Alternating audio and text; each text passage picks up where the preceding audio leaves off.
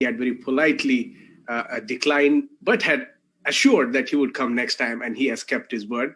Very, very thankful to him. और बाकी जो लोग अभी हमको सुनेंगे वो हिंदी में सुनेंगे. सबसे पहले मैं हेमंत भाई आपको और आपके झारखंड के निवासियों को जोहार प्रस्तुत करता हूं. जोहार सूरज भाई.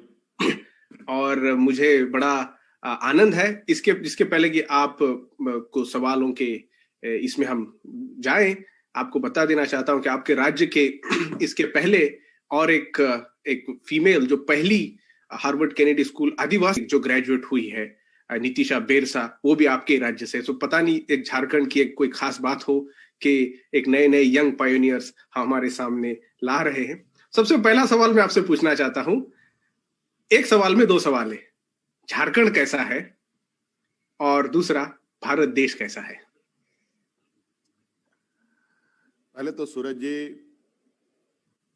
आज के इस हार्वर्ड इंडिया कॉन्फ्रेंस में मुझे बुलाने के लिए मैं आप सब लोगों का आभार प्रकट करता हूं. आपको मैं धन्यवाद देता हूं कि आज मुझे आपके इस बड़े प्लेटफॉर्म में अपनी बातें रखने का मौका मिल रहा है. पहले भी मौका मिला, संजोग से उस समय हम लोग जस्ट चुनाव से बाहर निकले ही थे, सो उस समय हम नहीं आ पाए. इसके लिए मुझे खेद है, लेकिन मुझे अभी खुशी है कि आज आप लोगों के साथ मैं हूं और कई विषयों पर अभी हम चर्चा करेंगे. मेरी ओर से आप सब लोगों को बहुत बहुत स्वागत करते हुए, अपनी ओर से आभार प्रकट करते हुए, अपने झारखंडी भाइयों बहनों के साथ मैं खुद आप सब लोगों को जोहार करता हूं. सूरज जी, झारखंड कैसा है और हमारा देश कैसा है, ये विषय है आपका. पहली बात तो झारखंड भारत देश का ही एक हिस्सा है और एक लंबे संघर्ष के बाद जो हमारे पीछे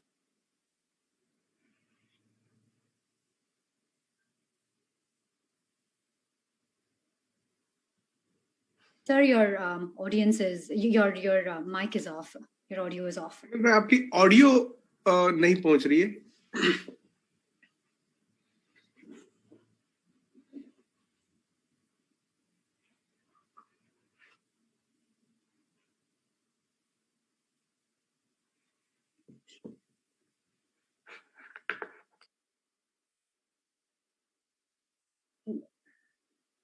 नहीं सर, अभी भी नहीं आ रही है आपकी आवाज.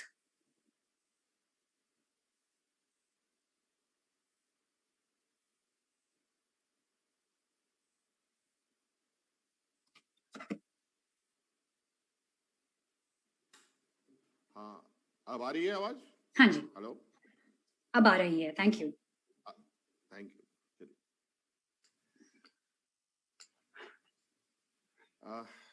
पहले बात तो सूरज जी और पूरी टीम को ये हार्वर्ड इंडिया कॉन्फ्रेंस में मुझे बुलाने के लिए आप सब लोग मैं बहुत बहुत आभार प्रकट करता हूं कि आप सब लोगों ने मुझे अपनी बातें रखने के लिए यहाँ निमंत्रण दिया है. और पूरी टीम को और जो लोग जुड़े हुए हैं उन सब लोगों को मैं अपनी ओर से जोहार करता हूं. सूरज जी, आपने पूछा कि हमारा झारखंड कैसा है, हमारा देश कैसा है. मैं इसी बात को आगे बढ़ा रहा हूं कि इसी देश का हिस्सा ये झारखंड है और हमारे पीछे एक आप पोर्ट्रेट देख रहे होंगे जो हमारे फादर की है, हमारे पिताजी की है, आदरणीय शिबू सोरेन जी की.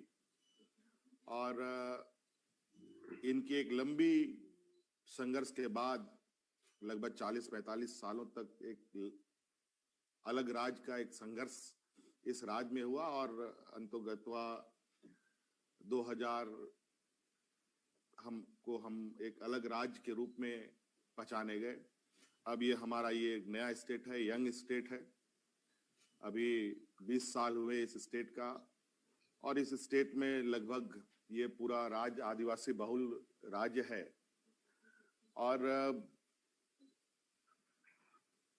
अलग राज्य की परिकल्पना इसलिए की गई क्योंकि ये क्षेत्र, ये झारखंड प्रदेश पूरे देश का सबसे बड़ा mines and mineral resource state है और कहा जा सकता है कि ये एक सोने की चिड़िया के जैसा है, लेकिन यहाँ कई मुसीबतें भी हैं साथ में, और उन मुसीबतों से बाहर निकलने के लिए ही एक अलग राज्य की परिकल्पना की गई थी। और अलग राज्य के बाद यहाँ पर नई सरकार बनती रही हैं। 20 सालों में कई सरकारें आई गईं और अभी करंट ईयर में हम इस राज्य को आगे दिशा देने की जिम्मेवारी मुझे राज्य की जनता ने दिया है और इस देश का एक अहम हिस्सा के रूप में हम जुड़े हुए हैं और अहम भूमिका के रूप में भी ये राज्य अपने आप को देखता है। लेकिन दुर्भाग्य है थोड़ी सी इस राज्य की कि जहां इसको आज होना चाहिए था वो आज वहां पहुंच नहीं पाया है और इसको लेकर हम लगातार आगे काम कर रहे हैं और कैसे राज्य आगे बढ़े। और मुझे लगता है राज्य मजबूत होगा तो हमारा कंट्री देश, भारत देश भी मजबूत होगा और हमारे भारत देश की जो वर्तमान स्थिति है, राजनीतिक हालात हों या आर्थिक हालात हों और साथ साथ में पैंडेमिक सिचुएशन जो पूरे दुनिया में है, उसके साथ भी हम अभी आगे बढ़ रहे हैं। अभी हम लोग पैंडेमिक में ही चीजों को सामान्य बनाने में जुटे हुए हैं, लगे हुए हैं। अभी हमारा 26 फरवरी से बजट सेशन भी हम करने जा रहे हैं। तो ये मोटा मोटी अभी के हालात हैं, अभी के सिचुएशन से। बहुत अच्छा। आपने कहा कि झारखंड, उसी सवाल से जाते जिसका जवाब आप दे रहे थे, झारखंड एक जिसमें खनन मिनरल्स ज्यादा है, पर आपका एक नया स्लोगन है, खनन नहीं पर्यटन। तो ये क्या बात हो गई?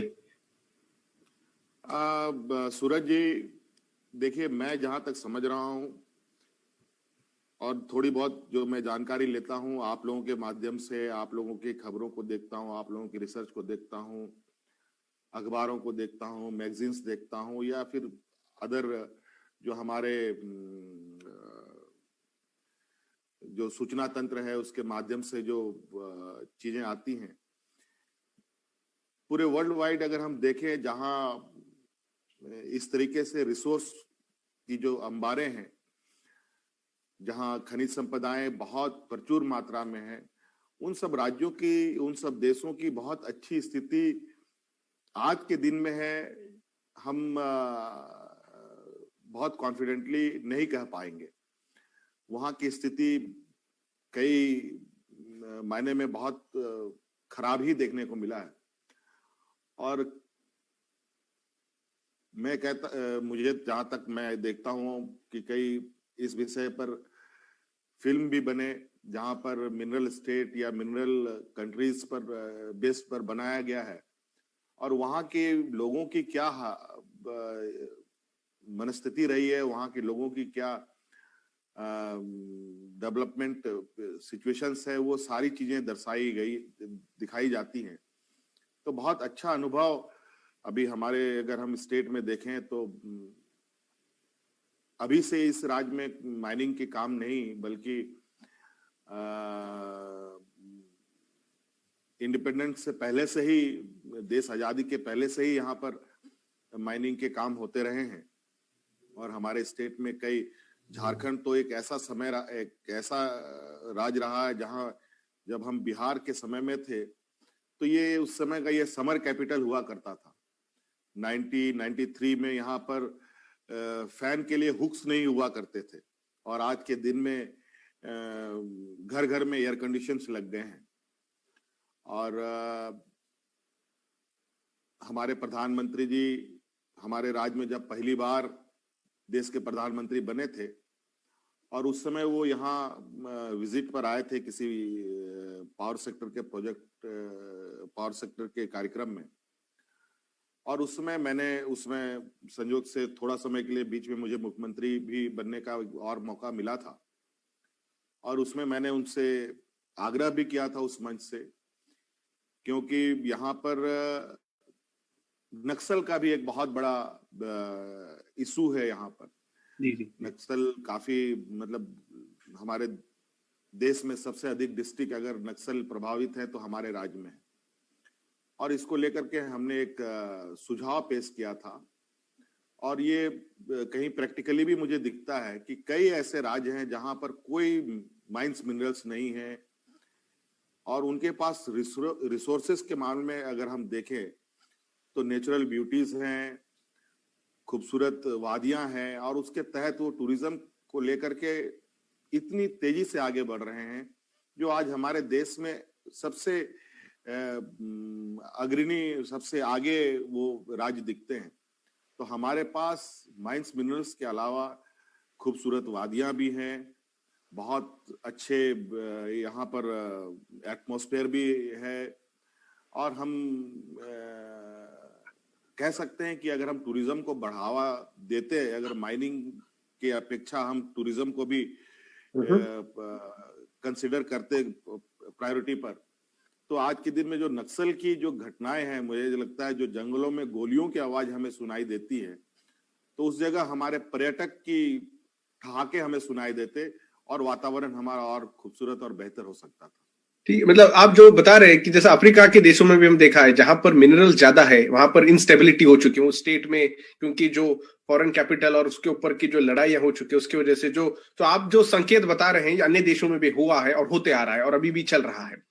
तो अब हम आते हैं भारत की परिस्थिति में, क्योंकि आपका नाम कोरोना के काल में एक रेस्पॉन्सिबल चीफ मिनिस्टर के तौर पे आया था।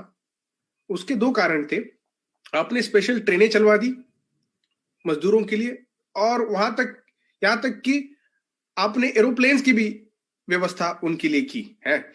और तो एक प्रकार से जो लेबर आपके राज्य का था, जो अनेक मजदूरी के लिए जाता था, उनके लिए आपने ये भी सुविधा की कि वो सेफली आए। अब जब वो वापस आ गया है, उसकी क्या परिस्थिति है? सूरज जी, ये कोरोना संक्रमण में जो सिचुएशन हुआ, सामने उभर के आया, और इस संक्रमण में जिस तरीके से जो माइग्रेंट लेबर का मूवमेंट हुआ पूरे कंट्री वाइड या वर्ल्ड वाइड हुआ, वो बहुत ही आश्चर्य करने वाला बात रहा। और शायद कई राज्यों को ये भी पता नहीं था कि उनके राज्यों से कितने लेबर कहीं बाहर जाते हैं काम करने के लिए, रोजगार पाने के लिए। और जब हमारे सामने ये परिस्थिति थोड़ी सी सामने आने लगी तो हमारी चिंताएं बहुत जबरदस्त बढ़ी थी। मुझे भी नहीं पता था कि इतने बड़े पैमाने पे हमारे राज्य से लोग बाहर काम करने के लिए, रोजगार पाने के लिए जाते हैं, और राज्य के अंदर ही नहीं बल्कि विदेशों में भी यहाँ से बहुत बड़े पैमाने पर माइग्रेंट लेबर जाते हैं। और इसको लेकर के मुझे लगता है कि आज के दिन में भी, आज हमारे साथ प्राइम मिनिस्टर साहब के साथ हमारी वीडियो कॉन्फ्रेंसिंग से आज हम लोग की देश के सभी चीफ मिनिस्टर जुड़े हुए थे। हमने भी आज इस विषय पर थोड़ा सा थ्रस्ट डाला कि इस संक्रमण में मजदूरों को लेकर जो अफरा तफरी मची पूरे देश में, पूरे भारत देश में, जिस तरीके से मजदूरों के प्रति जो अमानवीय चेहरा सामने आया, और जिस तरीके से मजदूरों के प्रति मतलब एक हीन भावनाएं देखी गई, ये बहुत चिंता का विषय रहा। और जब जीवन सामान्य होने को जा रहा है, ऐसे स्थिति में इन मजदूरों के प्रति हमें विशेष तौर पर कानून को रीलुक करने की जरूरत है, उनको संरक्षण देने की आवश्यकता है, क्योंकि कोई भी डेवलपमेंट की जो चक्के हैं, जो व्हील है, वो तभी रोटेट करेगा जब लोग रोटेट करेंगे, लोग चलेंगे। सिर्फ व्यापारी प्रतिष्ठान के चलने से अर्थव्यवस्था में बदलाव नहीं होता। मैं जहां तक समझता हूं, मैं अर्थशास्त्री नहीं हूं, लेकिन लोगों का भी चलना एक अर्थव्यवस्था को गति देना होता है, जहां मैं समझता हूं। और लोग अगर अपने अपने घरों में दुबक गए तो मुझे लगता है अर्थव्यवस्था भी पहिए खड़े हो सकते हैं। और आज जिस तरीके से इस संक्रमण में माइग्रेंट लेबरों को दुत्कारा गया, सड़कों पर मरने के लिए छोड़ा गया, ट्रेनों में कटने पर मजबूर होना पड़ा, महिलाएं सड़कों पर बच्चों को जन्म दी, मतलब ऐसी दृश्य शायद जीवन में कभी बहुत लोगों ने देखा होगा, मैं नहीं कह सकता। नहीं। और ऐसे स्थिति में मैंने जब ये प्लान किया कि ऐसी स्थिति आनी है, तो हमने पहले से सारी चीजें तैयार कर रखी थी। और मैं लगातार, शायद मैं देश का पहला मुख्यमंत्री था जब मैं भारत सरकार से लगातार इनको मैं नॉक कर रहा था कि मुझे अपने माइग्रेंट लेबर को लाने की परमिशन दी जाए। जब मेरे कहने से नहीं बल्कि मजदूरों ने खुद से ये निर्णय लेना शुरू किया, अब उन्होंने बैरिकेड्स तोड़ने शुरू कर दिए, सड़कों पर मरने के लिए अब ये उतर गए, तब जाकर के कहीं ना कहीं भारत सरकार ने मजबूर होकर हमें परमिट किया और बहुत बड़े पैमाने पे हमने सारे माइग्रेंटों को रेस्क्यू किया। और आज उन माइग्रेंटों को गांव के अंदर ही, उनके इर्द गिर्द ही एम्प्लॉयमेंट जनरेट करने के लिए हम लोगों ने कई स्कीम इस पैंडेमिक सिचुएशन बीच में भी स्टार्ट किया था। अभी भी हम लोगों ने उसको आगे बढ़ाया हुआ है। आप लोगों को मालूम होगा कि हमारे देश में मनरेगा एक योजना चलती है, और उस योजना के तहत हम लोगों ने सेपरेट स्टेट होने के बाद पहली बार लगभग हम लोगों ने, मेरे पास जो ये हैं, आप लोग के भाषा में कहें कि 90 मिलियन मैंडेज हम लोगों ने क्रिएट किया है, जो रिकॉर्ड है, और इसे आगे बढ़ाने का भी हमारा टारगेट है। पहले ये लगभग आधा भी नहीं हुआ करता था। जी। तो ये इस तरीके से लोगों, और दीदी किचन हमने शुरू किया लोग। और सरप्राइजिंग ये कि प्रीवियस गवर्नमेंट जब यहाँ थी, जब सारी चीजें नॉर्मल थी, उस समय इस राज्य में दर्जनों लोग हाथ में फूड, ये राशन का कार्ड लेकर उन लोगों को मरने पर मजबूर होना पड़ा। लेकिन इस पैंडेमिक में एक भी व्यक्ति को हम लोगों ने भूख से मरने नहीं दिया। ठीक है, ये एक हम लोगों के लिए बहुत खुशी की बात है और हम लोगों ने उस चीज को अचीव किया। तो देखिए हेमंत भाई, जो ये मजदूर वर्ग है, ज्यादा से ज्यादा ये पिछड़े समाज से आता है, SC ST OBC समाज से आता है। तो इस तरह से उसके ऊपर एक हम ये भी असेस करने का सोच रहे थे कि किस तरह से ये जो एम्पावरमेंट की जो कल्पना होती है शेड्यूल कास्ट शेड्यूल ट्राइब के लिए, विशेष शेड्यूल ट्राइब के लोगों के लिए, मैं उसी मौके का एक आपको याद, अगर हम देखें तो शेड्यूल ट्राइब जो समाज है भारत का, वो आज हर एक पैरामीटर में, शिक्षा के बारे में अगर आप देखें तो मेरे पास अभी मैं देख रहा था IIM 13 IIM भारत में है, 642 फैकल्टी है। 642 में फैकल्टी पूरे IIM में केवल एक आदिवासी है। और अगर हम IIT के बारे में देखें, 19 डिपार्टमेंट IIT दिल्ली के और 5 IIM के, IIT बॉम्बे के, इन्होंने एक भी शेड्यूल ट्राइब के बच्चे को PhD के लिए दाखिला नहीं मिला। और उसी तरह से अगर हम उसको सेक्रेटरी लेवल पर और अन्य लेवल के रिप्रेजेंटेशन को देखें तो 437 जो पोजीशन है उसमें से हमको केवल 13 आदिवासी दिखते हैं। तो ये जो शेड्यूल होने के बावजूद भी, संवैधानिक जवाबदारी होने के बावजूद भी, आदिवासी की आज की परिस्थिति क्या है और आप इसको किस तरह से देखते हैं? आप स्वयं एक आदिवासी प्रतिनिधि है, झारखंड के मुख्यमंत्री है। सूरज जी, ये बहुत महत्वपूर्ण सवाल आपने पूछा है। और चूंकि मैं भी एक उसी समाज से आता हूं और मैं जिस तरीके से यहाँ मुख्यमंत्री के पद पर पहुंचा हूं, ये भी बहुत आसान नहीं था यहाँ तक आना आज के राजनीतिक वातावरण में।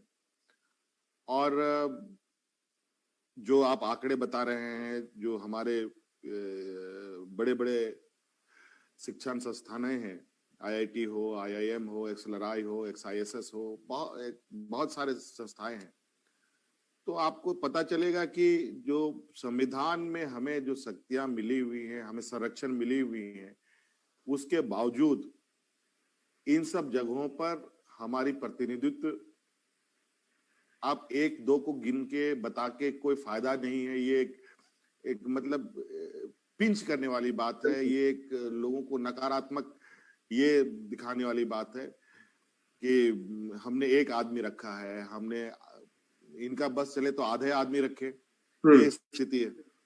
तो एसटी एससी, सूरज भाई, हम तो जहां तक मैं महसूस करता हूं, ये लोग आज से नहीं सदियों से इनको दबाया गया, इनको आगे बढ़ने से रोका गया, अलग अलग तरीके से प्रोपेगेंडा हुए इनके ऊपर, अलग अलग तरीके से इनको डिमोरलाइज किया गया। और ये खत्म नहीं हुआ है, बल्कि ये उसका फेस बदलता चला गया, सबके शक्ल बदलते चले गए। वातावरण बिल्कुल में उसमें अभी भी कोई बदलाव नहीं है, मानसिकता में अभी कोई बदलाव नहीं है इन लोगों के प्रति कि ये लोग कैसे आगे आए।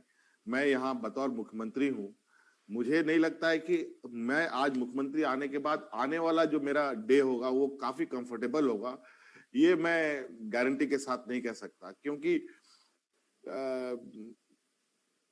आज के दिन में भी ये मानसिकता इस देश में है कि ये आदिवासी दलित लोग, मैं यादा कदा तो सुनता भी हूं कि तुम लोगों का ये काम नहीं है और तुम लोग इसके लायक नहीं हो, ऐसे कई लोगों को सुनने को मिला है। मुझे तो खैर कई वजहों से मुझे लोग सीधे तौर पर नहीं कह पाते, वो अलग विषय है, लेकिन जरूर ऐसी मानसिकता इस देश में है जहां पर ऐसे समुदायों को आज के दिन में भी बहुत बुरी नजरों से देखते हैं और उनको लेग पुलिंग, उनके साथ हर संभव प्रयास होते हैं। और इसको लेकर चिंता बहुत बड़ी है। और मैं इसीलिए मैंने इस बार अपने स्टेट में, जो मुझे लगता है देश में ये पहले तरीके का एक प्रोग्राम है, जो आप लोग जैसे बड़े संस्था फॉरेन स्कॉलरशिप का एक प्रोग्राम स्टार्ट किया है हमारे राज्य से। हमने 10 बच्चों को विदेश, और वो भी आदिवासी बच्चों पर पहले मैंने ट्रायल लिया है। आगे जैसा रिस्पांस आएगा मैं इसको आगे और बढ़ाने का प्रयास कर रहा हूं, क्योंकि पता नहीं क्यों ऐसा लगता है कि जैसे आपके हार्वर्ड यूनिवर्सिटी में हमारे यहाँ से एक बच्ची गई थी, वो संयोग से हमारे ही दल के से बिलोंग करती थी, उनके फादर। और मुझे खुशी भी है, गर्व भी है कि ये वहां तक पहुंची, आप लोगों के साथ उन्होंने शिक्षा संस्थानों में अपना कोर्स कंप्लीट किया है।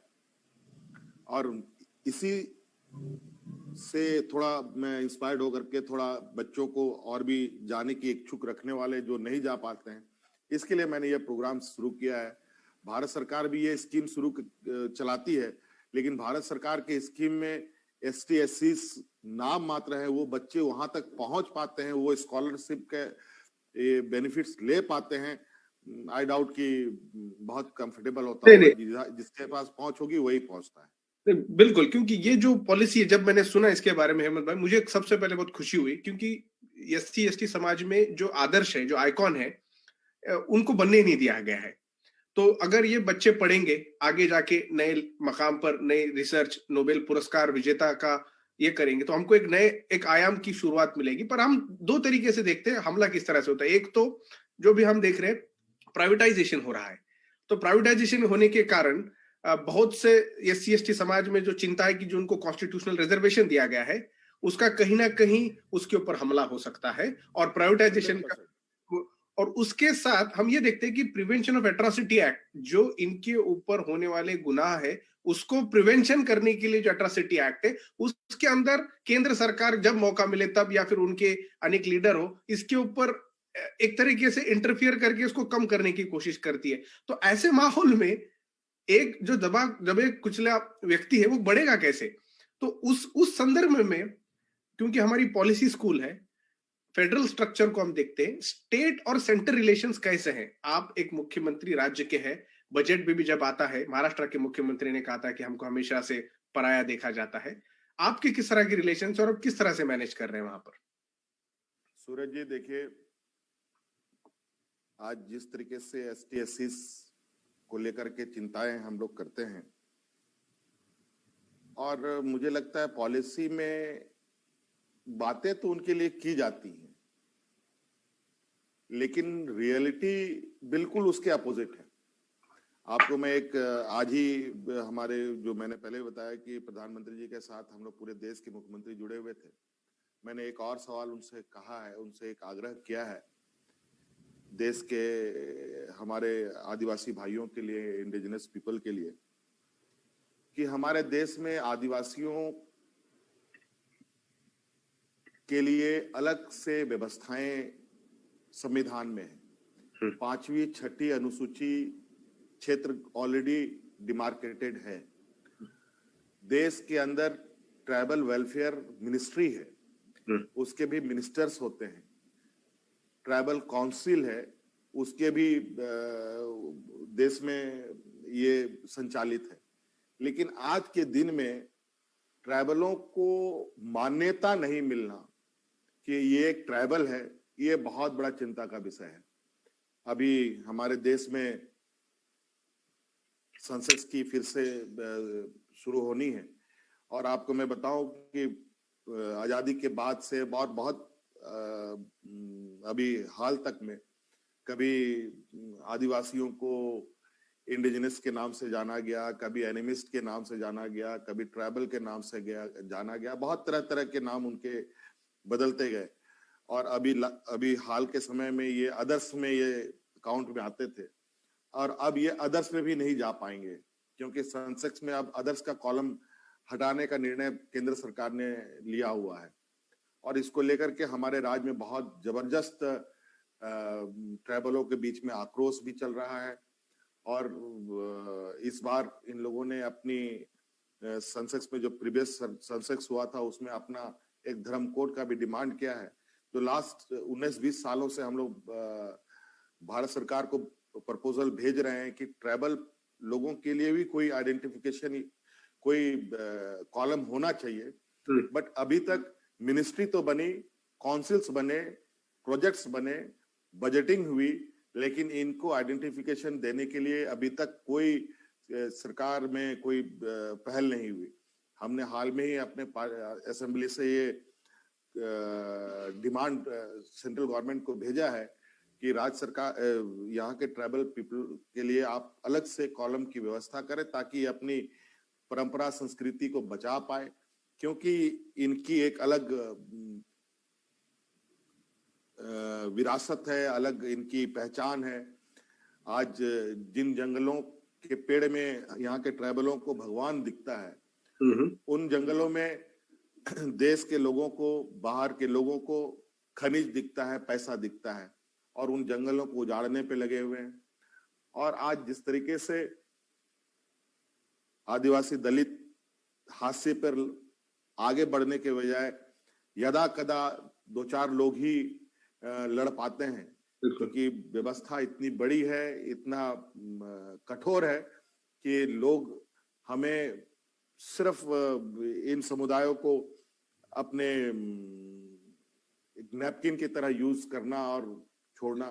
तो मुझे भी कभी कभी लगता है कि आखिर ये लोग, अगर ST/SC समुदाय जो हम एक रूढ़िवादी सोच को देखते हैं देश के अंदर, तो अगर ये समाज आगे बढ़ेगा तो बड़े पूंजीपतियों के घर में ड्राइवर कौन खटेगा, इनकी मालिक की काम कौन करेगा, इसके घर में रसोईया कौन होगा, दाई कौन बनेगा, ये भी तो चिंता का विषय है। मुझे लगता है ये सोच अभी भी है। और कंस्ट्रक्शन इनके मतलब घर घर या नए कॉम्प्लेक्स कौन बनाएगा। और वही सवाल हम देखते रहते कि बड़े बड़े संस्थान में, मैं IIT गांधीनगर में लेक्चर के लिए गया था हेमंत भाई, और उस वहां पर जो बड़ा संस्थान बन रहा है, वहां पर अपने फैमिली के साथ आदिवासी समाज के लोग आए थे, वहां पर काम कर रहे थे, उनके छोटे छोटे